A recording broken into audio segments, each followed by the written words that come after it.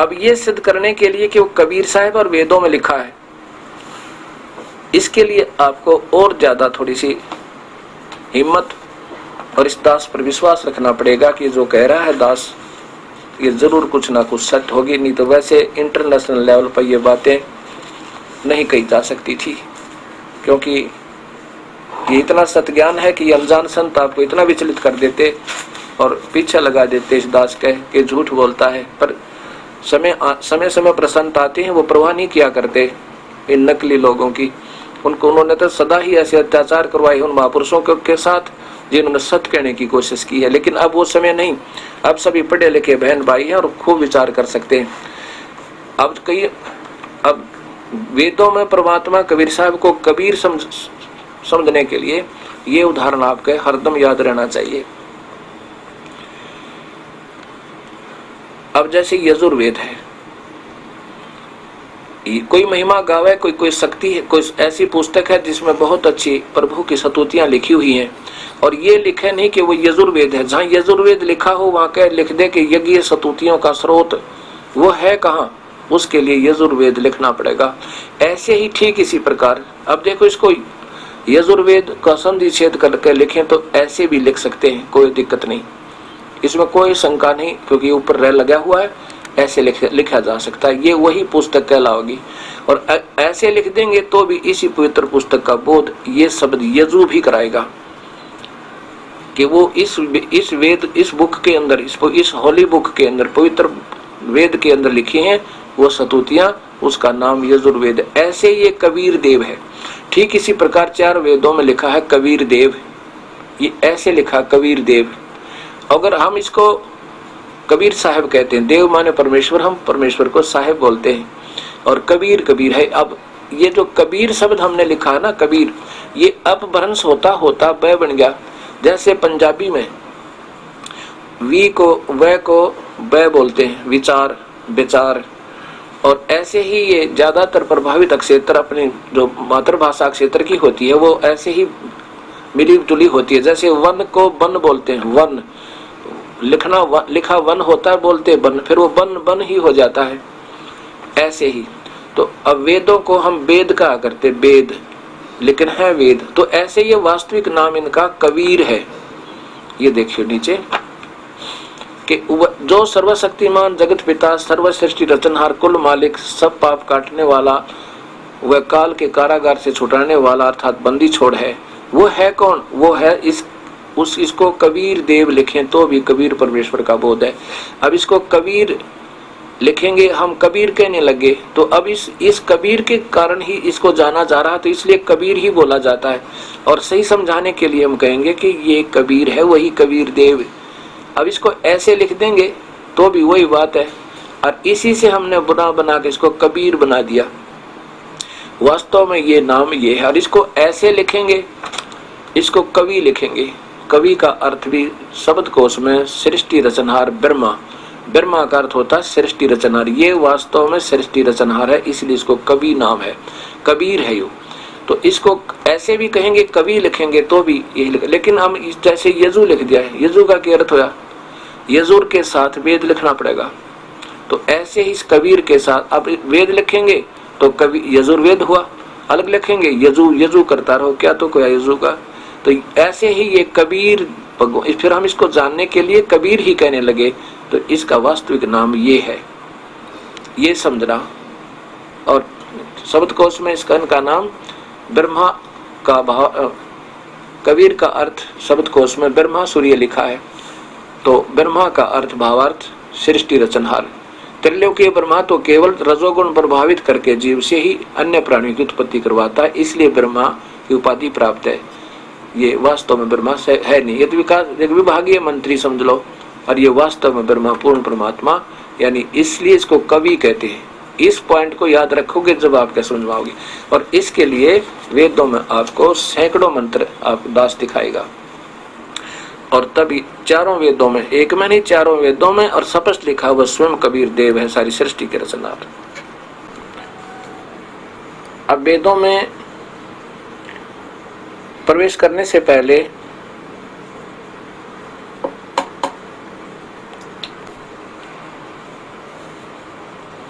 वेदों के अंदर परमात्मा कबीर साहब का शब्द स्पष्ट लिखा हुआ है और वेदों में किस शक्ति की महिमा गाई गई है, किस नाम से गाई गई है, वो आपको स्पष्ट जब होगा जब आप इस कबीर शब्द के ऊपर बहुत विचार करोगे। अकेले अगर वेदों से हम कहें तो कोई नहीं मानेगा कि कबीर वास्तव में वही है जो वेद गुण गा रहे हैं। अभी आपको प्रसंग चल रहा है उन संतों का जिन्होंने स्वयं देखा उस प्रभु को, सतलोक में देखा और फिर काशी के अंदर एक धानक का जुलाहे का कार्य करते हुए देखा। अब ये शब्द कोश देखिएगा, कवि शब्द का अर्थ देखने के लिए इसका वास्तविक अर्थ कबीर शब्द का वास्तविक अर्थ कवि का जो है ब्रह्मा और सूर्य, बुद्धिमान, सर्वज्ञ आदि, ये वही हिंदी संस्कृत हिंदी कोश वामन शिवराम आपटे द्वारा रची हुई। ये देखिएगा या नीचे देखो,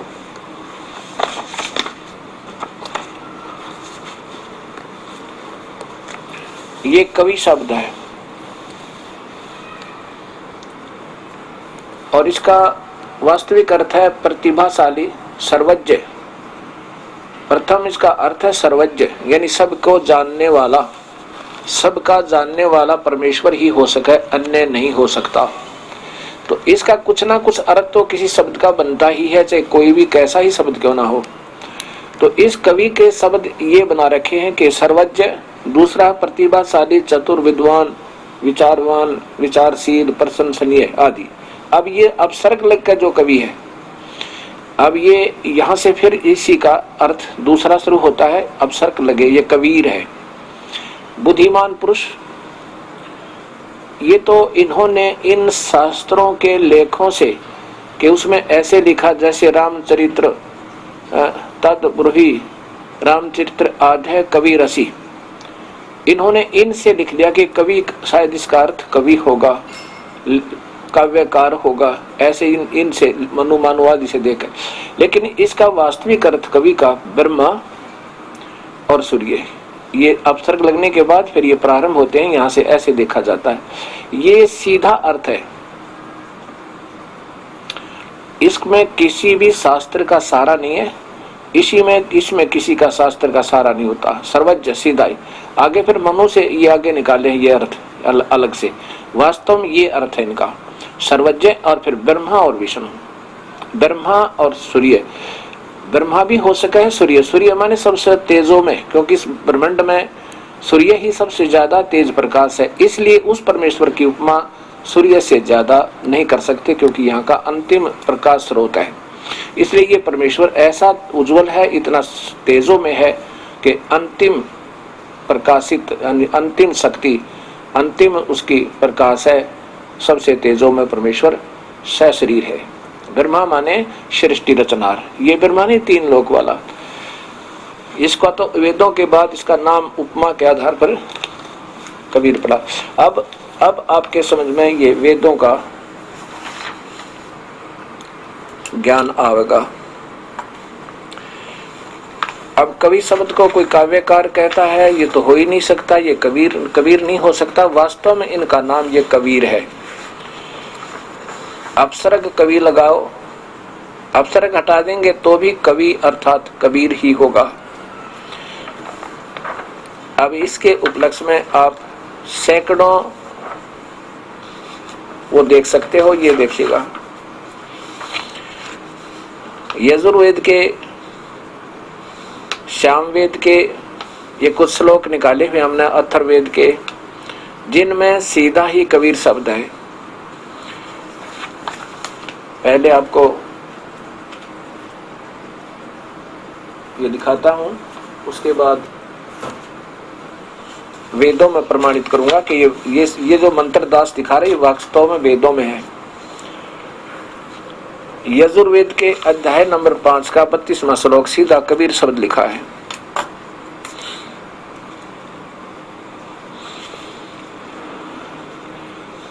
यजुर्वेद अध्याय नंबर 5 श्लोक नंबर 32 में।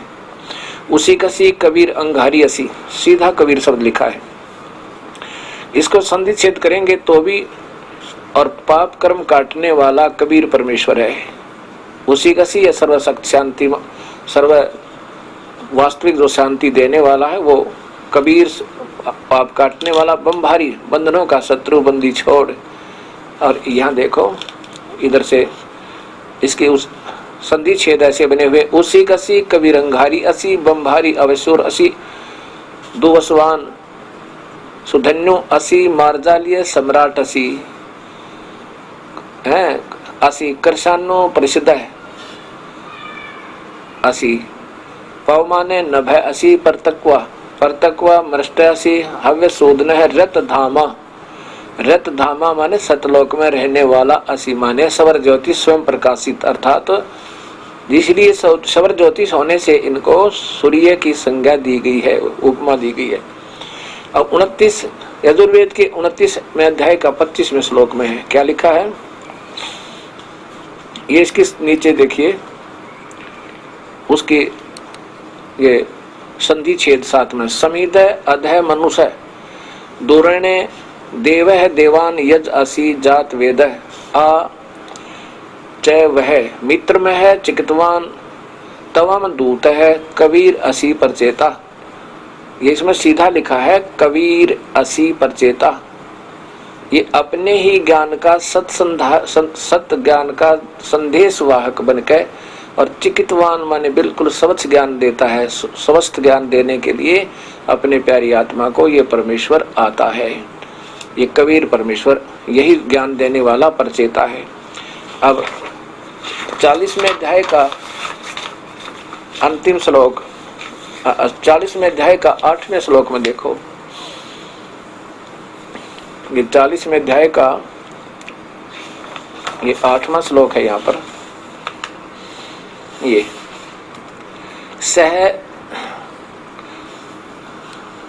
ये कबीर मनीषी, ये यहाँ से होता है सह प्रियागात शुक्रम अकाय अवर्णम असनावीरम शुद्धम अपाप अबिंदम, कबीर मनीषी। ये कबीर मनीषी परिभ्यो स्वयंभो यथा तथ्य अर्थान व्यवधाता, सारी सृष्टि का रचनहार, शाश्वत माने अविनाशी, वास्तव अविनाशी ये परमेश्वर है। ये भय समाभय ये। अच्छा, अब आपको दिखाते हैं श्याम वेद। देखिएगा श्याम वेद में कितनी, यही भक्ति का वेद है और इसमें बिना गिनती के बहुत ही ज्यादा है।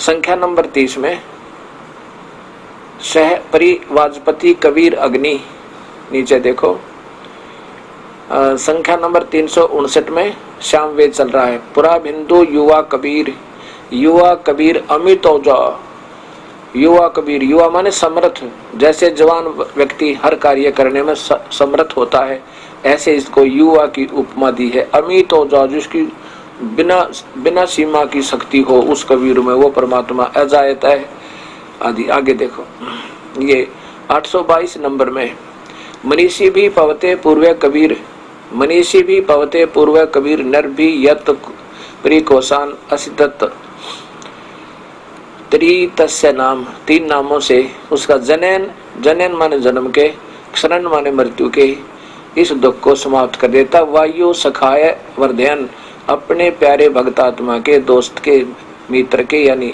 सत भक्ति युक्त व्यक्ति की, वायु माने प्राणों को, श्वासों को, वर्धयन माने बढ़ाने वाला, बढ़ाता है। आगे देखो ये 920 नंबर संख्या श्याम वेद, इसमें लिखा सम देव है शोभते है, वर्षा कबीर है, वर्षा कबीर ये है कबीर, ये नावधि, जो किसी के द्वारा नहीं मारा जा सकता, वो परमात्मा कबीर है।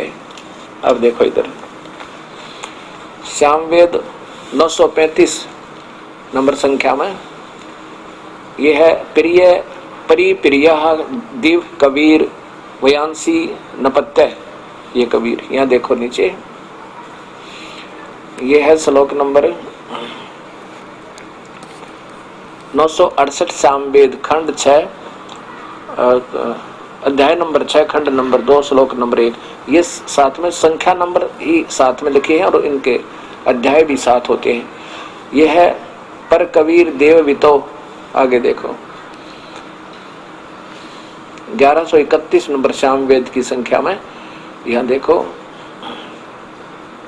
प्रियत काव्य कबीर काव्य कबीर नर्मणा। आगे देखो 1175 में ये यहाँ देखिएगा,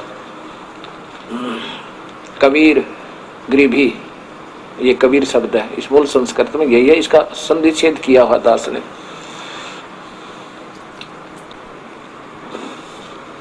अब देखो ये संख्या नंबर 1204 में दिव्य कबीर विप्र, संख्या नंबर ये 1250 में कबीर वही पुराम भिंदूर अमित अजायत।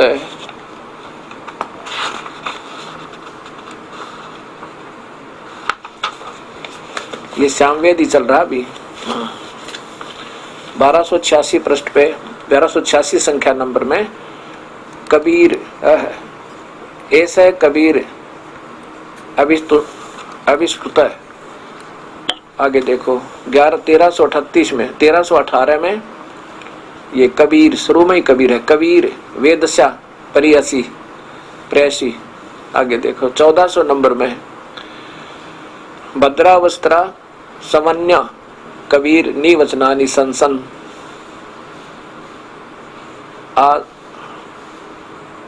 आवत्स्व चमोपुय मानव विचक्षण है जागरीव देवितो। ये कबीर सीधा लिखा है इसमें, महान कबीर सर्वशक्तिमान कबीर। और फिर देखो 1562 नंबर में इसमें लिखा कबीर अग्नि। अग्नि माने परमेश्वर, जो कबीर परमेश्वर, कबीर अग्नि। यहाँ सीधा कबीर अग्नि, यानी वो अग्नि रूपी अग्नि जिसको कहते हैं परमेश्वर, वो भी कबीर है, कबीर अग्नि। आगे देखो 1711 में इसमें 1711 में ये लिखा कबीर विप्रेण वावर्दे, ये कबीर। और आगे देखो यहाँ देखो अब ये सामवेद आ गया। अब अथर्ववेद और देखिएगा, अथर्ववेद कांड नंबर 1 अनु सूक्त नंबर 1 अनु, और इसके श्लोक हैं 7 इसके अंदर। इसमें 7वां श्लोक आपको बताएगा सारी सृष्टि का ब्यौरा दे करके कि वो कबीर परमेश्वर है जिसने सारी सृष्टि रची। ये है अथर्वाण पितरम देवबंधु बृहस्पति नम से आवे च गच्छात तब विश्वेशाम जनिता, सौर्य ब्रह्मंडों का रचने वाला यथा सह कबीर देव है। ये देखिए नीचे देखना, ये अथर्ववेद है। ये अथर्वाण पितरम देवबंधु बृहस्पतिम नमसा आव च गच्छात तवम विश्वेशाम जनिता यथा स कबीर देव है। सारे देखो इसका अर्थ है कि यह माने जो अथर्वाण माने बिल्कुल स्थायी स्थिर अविचल, कभी उसका विनाश नहीं होता। पितरम माने जगत पिता, देवबंधु माने भक्तों का वास्तविक साथी अंतर्यामी, और बृहस्पति माने जगत गुरु, नमसा माने विधिवत साधक को की रक्षा के लिए आने वाला और सतलोक ले जाने वाला, तवम माने स्वयं विश्वेश, तवम माने आप ही, विश्वेशाम जनिता सारे ब्रह्मांडों का सारे संसार का रचने वाला, यथा जो का तो सह कबीर देव है, वह कबीर परमेश्वर है। बता ये शब्द है कबीर देव ने दबायत है, ये देखो यहाँ लिखा है, ये कबीर देव है ने दबायत है स्वाधावान, ये कभी धोखा नहीं देता काल की तरह, ये वो परमात्मा है सारे का सारा ऐसे ही। अब देखिए इसमें ऋग्वेद के अंदर भी